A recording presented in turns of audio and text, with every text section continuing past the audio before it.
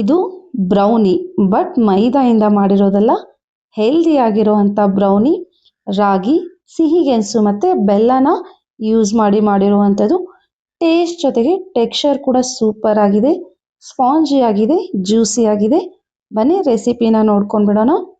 ನಾನಿಲ್ಲಿ 1 ಕಪ್ನಷ್ಟು ರಾಗಿ ಹಿಟ್ಟನ್ನು ಹುರಿಯಕ್ಕೆ ಹಾಕ್ಕೊಂಡ್ಬಿಡ್ತೀನಿ. ಸ್ವಲ್ಪ ಹೊತ್ತು ಇದನ್ನು ಚೆನ್ನಾಗಿ ಹುರ್ಕೊಂಡ್ರೆ ಸಾಕು. ನಮ್ಮೆಲ್ರಿಗೂ ಗೊತ್ತು ರಾಗಿ ಎಷ್ಟು ನ್ಯೂಟ್ರಿಷಿಯಸ್ ಅಂತ. ಕ್ಯಾಲ್ಶಿಯಂ ರಿಚ್ ಇದೆ, ಅಯರ್ನ್ ರಿಚ್ ಇದೆ, ಬ್ಲಡ್ ಶುಗರ್ ಲೆವೆಲ್ನ ಕಂಟ್ರೋಲ್ ಮಾಡುತ್ತೆ, ಮಕ್ಕಳ ಬೋನ್ ಬೆಳವಣಿಗೆಗೆ ತುಂಬ ಸಹಾಯಕಾರಿಯಾಗುತ್ತೆ.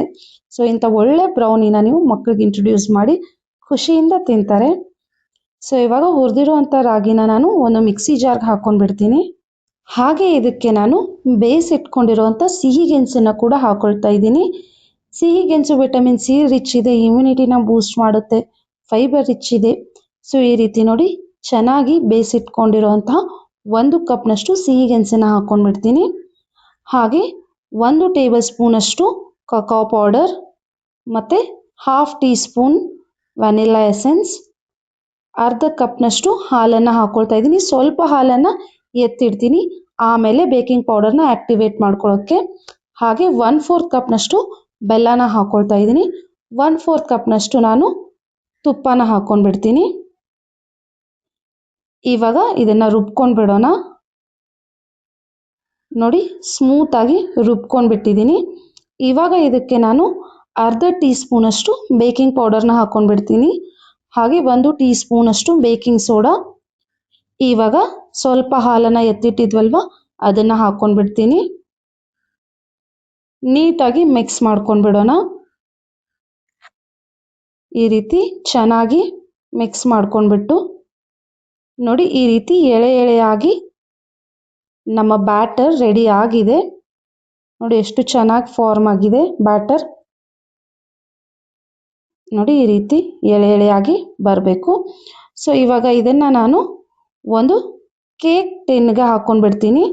ನಾನು ಒಂದು ಬಟರ್ ಪೇಪರ್ನ ಕಟ್ ಮಾಡಿ ಇಟ್ಕೊಂಡಿದ್ದೆ, ಅದ್ರ ಮೇಲೆ ಈ ರೀತಿ ಸ್ವಲ್ಪ ತುಪ್ಪನ ಸವರ್ಕೊಂಡ್ಬಿಟ್ಟು ರೆಡಿ ಮಾಡಿಟ್ಕೊಂಡಿರುವಂತಹ ಬ್ಯಾಟರ್ನ ಹಾಕ್ಕೊಂಡ್ಬಿಡೋಣ. ತುಂಬ ಗಟ್ಟಿಯಾಗಿಯೂ ಇರಬಾರ್ದು, ತುಂಬ ತೆಳುವಾಗಿಯೂ ಇರಬಾರ್ದು. ಸೊ ಇದು ಪರ್ಫೆಕ್ಟ್ ಕನ್ಸಿಸ್ಟೆನ್ಸಿ. ಮಕ್ಕಳಿಗೆ ಯಾವಾಗಲೂ ರಾಗಿ ಮಾಲ್ಟು, ರಾಗಿ ಗಂಜಿ ಅಂದರೆ ಇಷ್ಟ ಆಗಲ್ಲ. ನೀವು ಮಕ್ಕಳಿಗೆ ಈ ರೀತಿ ಕೇಕ್ ಮುಖಾಂತರ ರಾಗಿನ ಇಂಟ್ರೊಡ್ಯೂಸ್ ಮಾಡಿದರೆ ಅವರು ಖುಷಿಯಿಂದ ತಿಂತಾರೆ. ಹಾಗೆ ನೀವು ರಾಗಿನ ಕೂಡ ಕೊಟ್ಟಂಗಾಗುತ್ತೆ. ಸೊ ಇವಾಗ ನಾನು ಇದಕ್ಕೆ ಹೋಮ್ ಮೇಡ್ ಚಾಕ್ಲೇಟ್ಸ್ನ ಹಾಕ್ಕೊಳ್ತಾ ಇದ್ದೀನಿ. ಡಾರ್ಕ್ ಚಾಕ್ಲೇಟ್, ಇದು ಬೆಲ್ಲನ ಹಾಕಿ ಮಾಡಿರುವಂಥದ್ದು. ಇದರ ರೆಸಿಪಿ ಕೂಡ ನಾನು ರೀಸೆಂಟಾಗಿ ಅಪ್ಲೋಡ್ ಮಾಡ್ತೀನಿ. ಸೊ ನೋಡಿ ಈ ರೀತಿ ಚಾಕ್ಲೇಟ್ಸ್ನ ಹಾಕಿ ಅದ್ರ ಮೇಲ್ಗಡೆ ಇನ್ನೊಂದು ಸ್ವಲ್ಪ ನಾನು ಕೇಕ್ ಬ್ಯಾಟರ್ನ ಹಾಕ್ಕೊಂಡ್ಬಿಡ್ತೀನಿ. ಈ ರೀತಿ ಕೇಕ್ ಬ್ಯಾಟರ್ನ ಹಾಕಿ ನೀಟಾಗಿ ಕ್ಲೋಸ್ ಮಾಡಿಬಿಟ್ಟು ಮೇಲೆ ನಾನು ಸ್ವಲ್ಪ ವಾಲ್ನಟ್ಸ್ನ ಹಾಕ್ಕೊಂಡ್ಬಿಡ್ತೀನಿ. ಅಕ್ರೋಡ್, ಈ ರೀತಿ ಚಿಕ್ಕದಾಗಿ ಪೀಸ್ ಮಾಡಿಟ್ಟಿರುವಂಥ ವಾಲ್ನಟ್ಸ್ನ ಹಾಕ್ಕೊಂಡ್ಬಿಟ್ಟು, ಆ್ಯಕ್ಚುಲಿ ಇದಕ್ಕೆ ನಾನು ಸಾಲ್ಟ್ನ ಮುಂಚೆನೇ ಹಾಕ್ಕೊಳ್ಬೇಕಿತ್ತು, ಬಟ್ ಮರ್ತು ಹೋದೆ. ಹಾಗಾಗಿ ನಾನು ಪಿಂಚ್ ಆಫ್ ಸಾಲ್ಟನ್ನು ಇವಾಗ ಆ್ಯಡ್ ಮಾಡ್ಕೊಂಡ್ಬಿಡ್ತೀನಿ. ನೀವು ಸಾಲ್ಟ್ನ ಗ್ರೈಂಡ್ ಮಾಡೋ ಟೈಮಲ್ಲಿ ಕೂಡ ಹಾಕ್ಕೊಳ್ಬೋದು. ನಾನು ಮರ್ತಿದ್ದೆ, ಹಾಗಾಗಿ ಇವಾಗ ಸಾಲ್ಟ್ನ ಹಾಕ್ಕೊಂಡ್ಬಿಟ್ಟು ಒಂದು ಸಾರಿ ಮಿಕ್ಸ್ ಮಾಡ್ಕೊಂಡ್ಬಿಡ್ತೀನಿ. ಹಿಟ್ಟನ್ನು ಹಾಕಿರೋದ್ರಿಂದ ಸ್ವಲ್ಪ ಸಾಲ್ಟ್ ಬೇಕಾಗುತ್ತೆ, ಇಲ್ಲ ಟೇಸ್ಟ್ಲೆಸ್ ಆಗಿಬಿಡುತ್ತೆ. ಸೊ ಈ ರೀತಿ ನೀಟಾಗಿ ಮಿಕ್ಸ್ ಮಾಡ್ಕೊಂಡ್ಬಿಟ್ಟು ಮೇಲೆ ಇನ್ನೊಂದು ಸ್ವಲ್ಪ ಚಿಕ್ಕದಾಗಿ ಕಟ್ ಮಾಡಿ ಇಟ್ಕೊಂಡಿರೋ ಅಕ್ರೋಡ್ನ ಹಾಕ್ಕೊಂಡ್ಬಿಡ್ತೀನಿ. ನಾನು ಮಾಡೋ ರೆಸಿಪೀಸ್ ನಿಮ್ಗೆ ಇಷ್ಟ ಆದರೆ ಮರೀದೆ ಲೈಕ್, ಶೇರ್ ಆ್ಯಂಡ್ ಸಬ್ಸ್ಕ್ರೈಬ್ ಕೂಡ ಮಾಡಿ.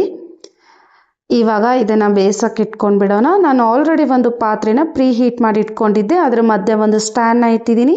ಸ್ಟ್ಯಾಂಡ್ ಮೇಲೆ ಈ ರೀತಿ ಕೇಕ್ ಟಿನ್ನನ್ನು ಇಟ್ಬಿಟ್ಟು ಪಾತ್ರೆನ ಕ್ಲೋಸ್ ಮಾಡಿ ಅದ್ರ ಮೇಲೆ ಒಂದು ಏನಾದರೂ ಹೆವಿ ಐಟಮ್ಸ್ನ ಇಟ್ಟು 30 ನಿಮಿಷ ಬೇಯಿಸ್ಕೊಂಡ್ರೆ ಸಾಕು. 30 ನಿಮಿಷ ಆಗಿದೆ ಆ್ಯಂಡ್ ಕೇಕ್ ರೆಡಿ ಆಗಿದೆ ಅನಿಸುತ್ತೆ. ಚೆಕ್ ಮಾಡ್ಕೊಂಡ್ಬಿಡೋಣ. ಈ ರೀತಿ ಒಂದು ಟೂತ್ ಪಿಕ್ನ ಸಹಾಯದಿಂದ ಚುಚ್ಚಿ ನೋಡಿದರೆ ಟೂತ್ ಪಿಕ್ಕಿಗೆ ಹಿಟ್ಟು ಹತ್ಕೊಂಡಿರಬಾರ್ದು. ಹಿಟ್ಟು ಹತ್ಕೊಂಡಿಲ್ಲ, ಕೇಕ್ ಕರೆಕ್ಟಾಗಿ ಬೆಂದಿದೆ. ಒಂದು ವೇಳೆ ಟೂತ್ ಪಿಕ್ಕಿಗೆ ಹಿಟ್ಟು ಹತ್ತಿದರೆ ಇನ್ನೊಂದು 10 ನಿಮಿಷ ಬೇಯಿಸ್ಕೊಂಡ್ಬಿಡಿ. ಸೊ ನೋಡಿ ಇವಾಗ ಕೇಕ್ ಸ್ವಲ್ಪ ತಣ್ಣಗಾಗ್ಬಿಡಲಿ. ಕೇಕ್ ಈ ರೀತಿ ಕಂಪ್ಲೀಟಾಗಿ ತಣ್ಣಗಾದ್ಮೇಲೆ ಇದನ್ನು ನಾವು ಅನ್ಮೋಲ್ಡ್ ಮಾಡ್ಕೊಂಡ್ಬಿಡೋಣ.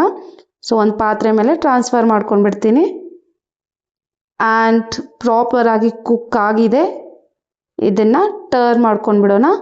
ಬಟರ್ ಪೇಪರ್ ಕೇಕ್ ಟಿನ್ನಿಗೇನೆ ಹತ್ಕೊಂಡಿದೆ, ಕೇಕ್ ಮೇಲೆ ಬಂದಿಲ್ಲ. ಇವಾಗ ಮೇಲೆ ವೈಟ್ ಮಿಲ್ಕ್ ಚಾಕ್ಲೇಟಿಂದ ಈ ರೀತಿ ಗಾರ್ನಿಷ್ ಮಾಡ್ಕೊಂಡ್ಬಿಡ್ತೀನಿ. ನಿಮಗೆ ಡಾರ್ಕ್ ಚಾಕ್ಲೇಟ್ ಇಷ್ಟ ಇದ್ದರೆ ನೀವು ಡಾರ್ಕ್ ಚಾಕ್ಲೇಟಿಂದ ಕೂಡ ಗಾರ್ನಿಷ್ ಮಾಡ್ಕೊಳ್ಬೋದು. ಕಟ್ ಮಾಡ್ಕೊಂಡ್ಬಿಡೋಣ. ನ್ಯೂಟ್ರಿಷಿಯಸ್ ಆಗಿದೆ, ಹೆಲ್ದಿ ಆಗಿದೆ. ರಾಗಿ, ಸ್ವೀಟ್ ಪೊಟ್ಯಾಟೊ, ಬೆಲ್ಲ ಜೊತೆಗೆ ಟೆಕ್ಸ್ಚರ್ ಕೂಡ ತುಂಬ ಚೆನ್ನಾಗಿ ಬಂದಿದೆ. ಸ್ಪಾಂಜಿಯಾಗಿ, ಸಾಫ್ಟಾಗಿ, ಜ್ಯೂಸಿಯಾಗಿ. ನೀವು ಕೂಡ ಟ್ರೈ ಮಾಡಿ ನೋಡಿ, ನಿಮಗೂ ಕೂಡ ಖಂಡಿತ ಇಷ್ಟ ಆಗುತ್ತೆ. Thank you.